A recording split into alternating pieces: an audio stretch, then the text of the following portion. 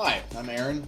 Been learning Blender in my downtime since October of 2024. Always been into art in some capacity, always been into video games as well. Hoping to find an overlap there professionally after a decade in food service. I say that like I'm out. No, I'm still in it. I'm deep in it. Newgrounds. Remember Newgrounds? They had their inaugural low poly day, June 6th, and I did a handful of things for it. Drafted up a GDD, spent 2 weeks learning Unreal Engine 5's blueprints, realized it wouldn't export to HTML5 without actual programming knowledge, decided to switch to a short film, wrote a script, did some music at FL Studio. Was going to animate something in the style of the PS1 era survival horror. Realized a bit too late that it takes a long time to animate things other than walk cycles and 10-second shorts. Even at the rate low poly style allows for iteration. I think I had about a week left. It intended on my thing being in the movie category, but it ended up being in art. So I wanted to do something intentionally art. Decided to upscale Nadia Franciscus of Nightmare Creatures because, well, that IP died in the Y2K transition. Cranked this dumpster fire out 2 days before low poly day proper and was level. This looks like I cranked it out in 2 days. You should go ham with this one. The idea was to take something low poly and make it comically high poly. As a joke. But it again took longer than expected. Not counting unrecorded moments, the whole tail end of the project, body, final touches on the head sculpt, and head retopo, about 16 hours off and on. Upscaling an ancient IPs got me thinking about the remake remaster trend. Spyro, Crash, Oddworld, Mortal Kombat, Oblivion, Resident Evil 2, 3, 4, Silent Hill 2, Metal Gear Solid 3, Croc, Tomb Raider, Skyrim, or Skyrim. Not to mention the ludological return to form Doom has been up to. We up to some necromancy nowadays, for real. Economically, it makes a lot of sense, diversifying the critical reception portfolio. Some of the remakes are functionally just an Upres, relatively low overhead faithful adaptations where you just outsource modeling and rigging to sweatier freaks than me. And then you retrofit it on something that's mechanically identical to the original, playing on the nostalgia factor exclusively, or letting the nostalgia factor be a buffer for more mechanically risky things, because overall games are way more involved than they used to be.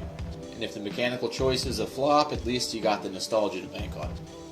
It sounds cynical, but like navigating the high stakes this way is a good thing, I swear. Back in my day, when game dev budgets weren't...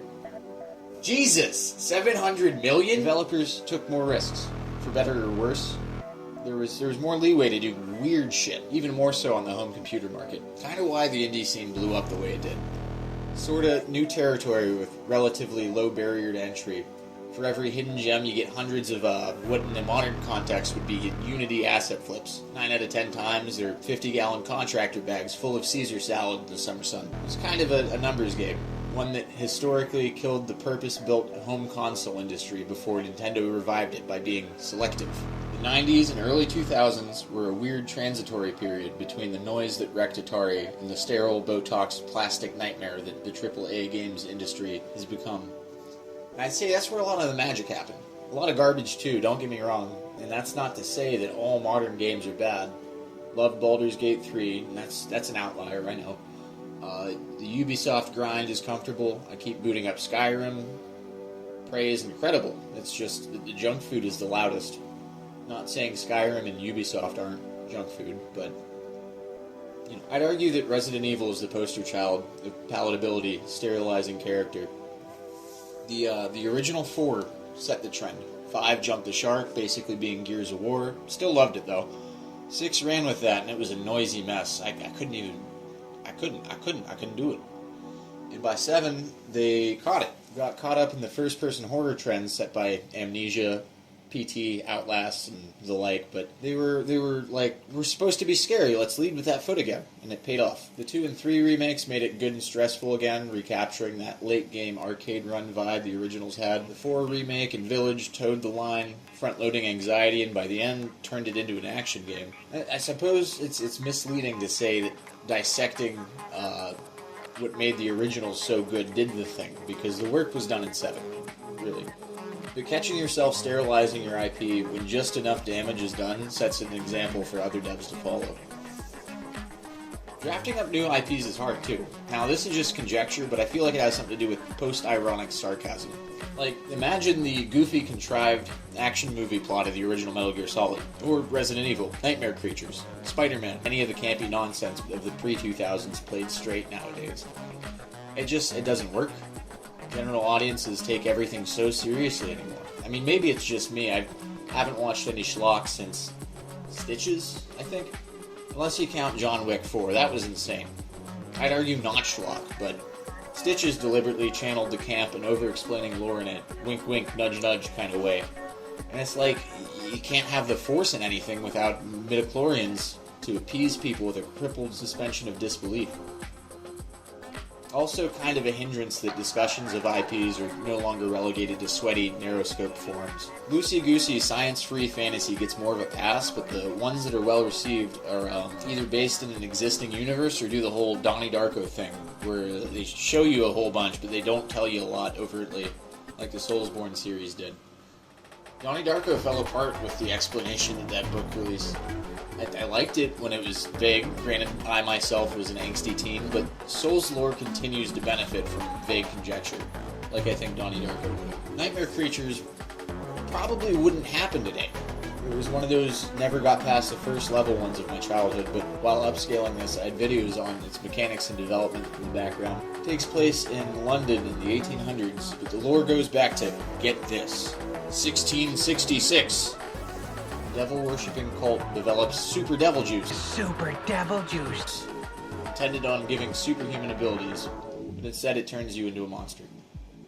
Back to the 1800s, Adam Crowley is mutating things for the cult and generally being kind of rude. You either play as Nadia Franciscus, daughter of a Louisiana immunologist, John Franciscus, who was murdered after the other playable character, Ignatius Blackwood, asked him for help with a book containing the cult's research. You essentially just go around fighting monsters and you find Adam to stop him. Also, Adam's basically this guy. I just fucking hate my life. Lore-wise, the synopsis is almost arcade cabinety. Mechanically, it's a third-person beat-em-up with a jank camera, really obtuse combo system. They had an adrenaline mechanic where you would die from not fighting things. Kind of the negative reinforcement version of Bloodborne's rally system, funnily enough, given the gothic horror overlap. It had a short draw distance to good effect, and it really felt the frenetic kind of spooky it was going for, if my memory serves me right. Its art direction was my favorite part about it, though. That campy gothic horror vibe is fun. Overall, it was aight. Received lukewarm reviews at the time, and still made a sequel.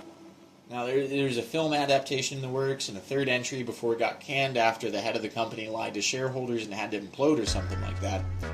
But those mid-reviews on console, on a new IP, with comparable fidelity to the cash cows of the time, would be a death sentence nowadays. Not grounds for a sequel. Generally speaking, nowadays, outside the indie market, you gotta play things safe. The remake-remaster trend gives AAA titles a little grace and wiggle room. Even if you aren't doing anything mechanically different, it's a way to develop assets for other projects and double dip a little bit. Like, I'd say the Resident Evil 4 remake captured the spirit of the original and improved on what the RE2 and RE3 remakes did right. And they simultaneously developed and cross-used assets for Village to save dev time and money. RE2 make and RE3 make both use the police station to cross-use assets. Now, I don't think they should have been one release. That'd be convenient for me as a consumer, but realistically, budgets are colossal nowadays. And it's just smart design. Hell, for this single upscale, I'd used alpha maps. For the unused teeth model, I reused molars, premolars, and incisors. Using assets between IPs is no different than cross-using mouth bags between characters, or 3D scanning actors rather than modeling by hand. You get your results way faster, with more mileage. And the consumer doesn't care whether you sweat for it or not. But I think things like Croc, Crash, Tomb Raider, and Spyro are nostalgia bait. And we're all collectively doing this Y2K revival thing, so it just makes sense to bring back these things of that era. A little bit of a coping mechanism for bloating budgets too, as doing a one-to-one adaptation of something is definitely easier than doing something from the ground up. But overall, it's a good thing they're looking back in time because they had the freedom of smaller scale. Not modern indie small, but smaller. They weren't catering to the actually crowds with their stories either. Wish they'd just, make things with that same energy. Or put more things out with indie budgets. It's not like it's a bad business model if there's some amount of restraint. But looking back in time and synergistically developing multiple things at once is a worthwhile alternative.